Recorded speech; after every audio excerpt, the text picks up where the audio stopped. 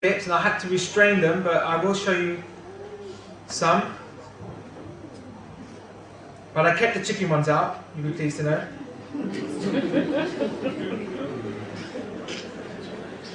This is how they treat the animals. And what they treat the cows, they'll treat the sheep, they'll treat the goat, and they'll treat the chickens.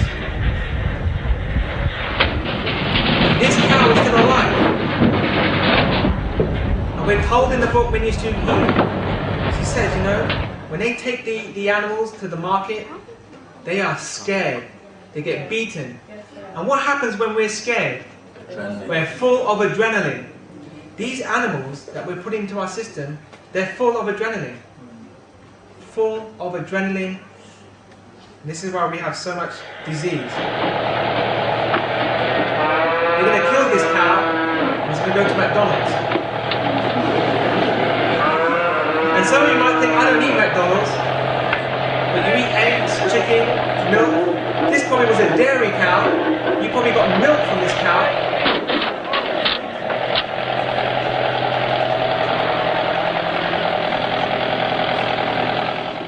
Let me tell you, brother, I had to think twice about putting these clips in this program. I'm thinking, is this the kind of material to present on Sabbath? But how else can I impress upon your mind how, you know, I did that same series, The Pastor Took Me Away. I showed some video clips on the chickens, and there was a non-Adventist couple there, and 2 weeks later, they came every week to church, to our meeting we used to have there, and said, you know, I've got to thank you for something. I hate you, but I love you. She said, you know, I opened up my freezer to pull out the chicken for dinner, but all I could see was these chickens being slaughtered in my head, and I couldn't eat it anymore. And I thought, praise God. But I'm not going to show the chickens because it's not Sabbath material. In 1905, animals are often transported long distances and subjected to great suffering in reaching the market, travelling for weary miles over the hot dusty roads or crowded into filthy cars, feverishly exhausted. Often for many hours deprived of food and water, the poor creatures are driven to their death that human beings may feast on their carcasses. The chicken and fish you're eating are very likely contaminated with disease-causing bacteria or chemical waste. You must know how to protect yourself. You must know how to be a vegetarian. Millions of people in the US fall victim to food-borne illnesses every year. We blame meat inspectors or insufficient cooking temperatures in American kitchens. But all the while, manure laden with disease-causing bacteria is being dumped into feeding lots. In Arkansas alone, 2.6 million pounds of chicken doo-doo become breakfast for beef cattle every year.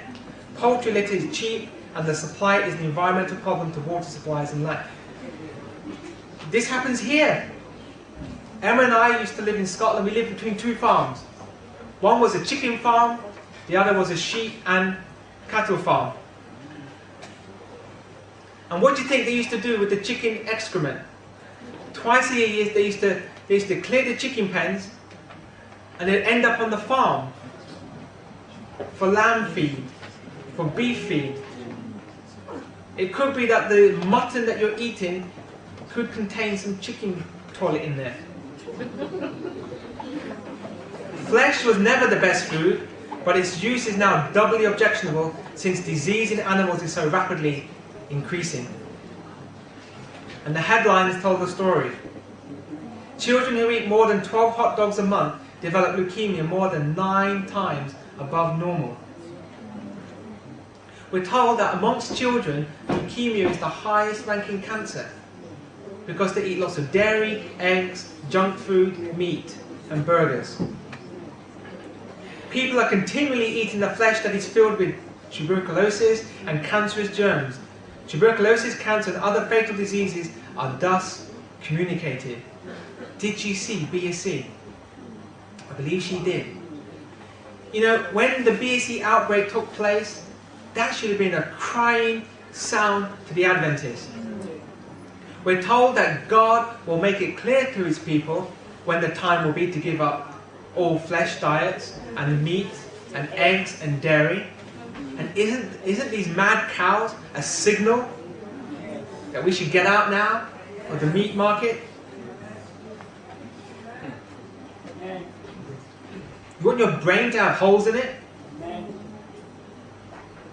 BC added to hamburgers. And by the way, they did some tests on some hamburgers and they found feces in there, animal feces. During the slaughtering process, they got contaminated.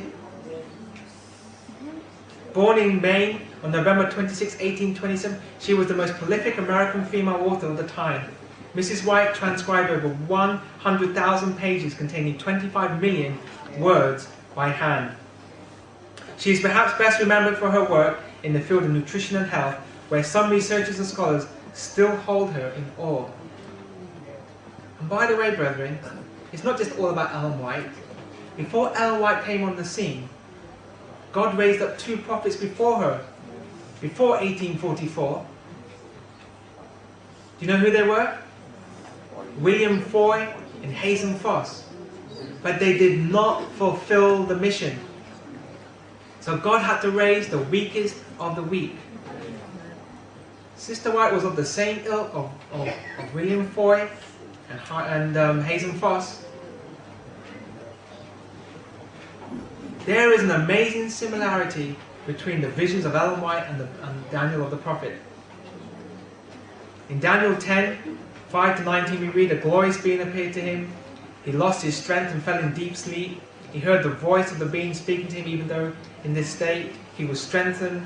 He did not breathe. There was no breath in him. 1905. People are continually eating the flesh that is filled with tuberculosis and cancerous germs. Tuberculosis, cancer, and other fatal diseases are thus communicated. Are we going to listen to the prophet?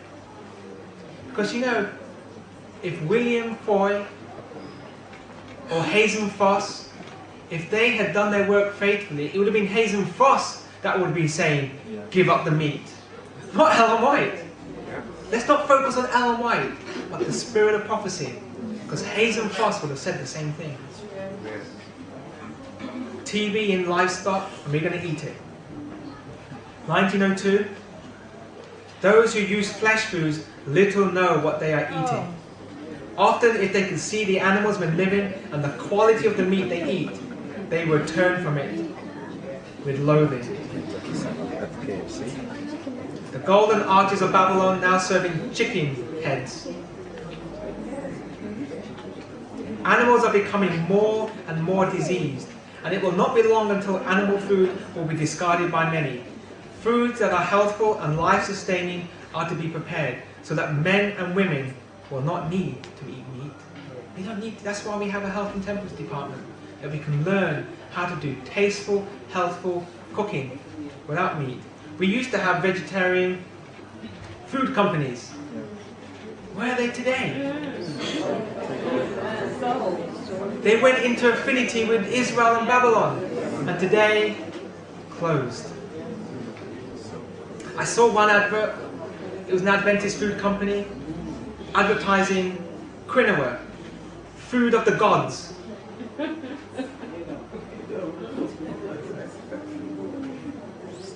What's the future for dairy and eggs? Let the diet reform be progressive. Let the people be taught how to prepare food without the use of milk or butter. Tell them that the time will soon come, and the time is now, when there will be no safety in using eggs. Edwina Curry, some years back, she lost her job because she was not afraid to speak out. She lost her job. And we carry on eating the eggs. There will be a time when there will be no safety in using eggs, milk, cream or butter, because the disease in animals is increasing in proportion to the increase of wickedness among men. The time is near when, because of the iniquity of the fallen race, the whole animal kingdom will groan under the disease that curse our earth.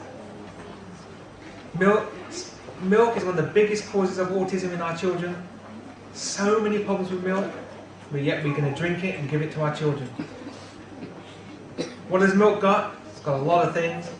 Leukemia, cancer, bovine growth hormone, antibiotic residues, prion, estrogen, protein.